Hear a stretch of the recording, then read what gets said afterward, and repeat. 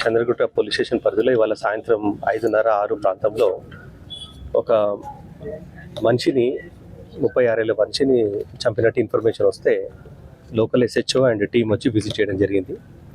ఈ ప్రాంతంలో ఉన్న సలాల బార్కస్ ప్రాంతంలో ఉన్న ఒక ఇంట్లో ఒక వ్యక్తి 36 ఏళ్ల వ్యక్తి సలాం బిన్ సయ్యద్ బాఫన్న, వీళ్ళ తండ్రి పేరు సయ్యద్ బాఫన్న, అతను నోమోరు, ఇతన్ని చంపివేయడం జరిగింది. అయితే దీనికి గల చిన్న హిస్టరీ ఏంటంటే, ఈ పర్సన్ వాళ్ళ సొంత బ్రదర్తో వాళ్ళ కొడుకులతో ఒక ప్రాపర్టీ సంబంధించిన డిస్ప్యూట్లో ఉన్నారు.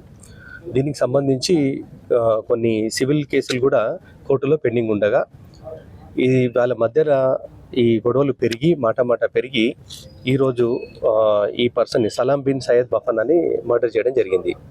మాకు ప్రాథమికంగా అందిన సమాచారం మేరకు ఈ చనిపోయిన వ్యక్తి యొక్క సొంత అన్న, అతను మోసిన్ బాఫన్న మరియు వాళ్ళ కొడుకులు కలిసి ఈ హత్యకు కుట్ర పన్ని వాళ్ళ కొడుకులతో ఈ హత్య చేయించినట్టు ప్రాథమికంగా తెలిసింది.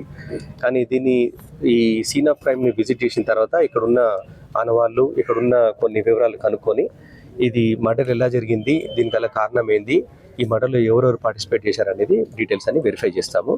ప్రస్తుతం వీళ్ళందరూ కూడా పరారీలు ఉన్నారు. దీనికి సంబంధించిన డాక్యుమెంట్స్, గతంలో జరిగిన కేసులన్నీ కూడా పరిగణలోకి తీసుకొని ఈ కేసును బిల్డప్ చేసి అతి తొందరగా ఈ నిందితులను పట్టుకోవడం జరుగుతుంది. ఈ కొడుకుల పేరు ఇంకా డీటెయిల్స్ కలెక్ట్ చేయాల్సి ఉంది. మోసిన్ బాఫన్న మరియు వాళ్ళ కొడుకులు ఇందులో ఇన్వాల్వ్ అయినట్టు ప్రాథమికంగా తెలుస్తుంది. ఉన్నాయి, సివిల్ కేసెస్ ఉన్నది. అట్లాగే నన్ను బెదిరిస్తున్నారు అని చెప్పి కూడా గతంలో వీళ్ళ ఇరువురు పైన ఒకరు కేసులు పెట్టుకోవడం జరిగింది. ఇది సివిల్ మ్యాటర్ పెండింగ్ ఉండగా కూడా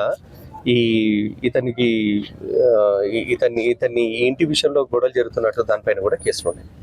గతంలో పోలీసులు గమనించిన ఈ డీటెయిల్స్ అన్ని మేము పిలిపించాము. దానిపైన కేసు కూడా నమోదు చేయడం జరిగింది. దాని తర్వాత వాళ్ళని పిలిపించి కౌన్సిలింగ్ చేయడము, వాళ్ళకు నోటీస్ ఇవ్వడం కూడా జరిగింది. అయినా సరే ఇది కొంచెము వాళ్ళ మధ్యలో ఇష్యూలు తీవ్రమయ్యేసరికి ఈ మర్డర్ జరిగింది.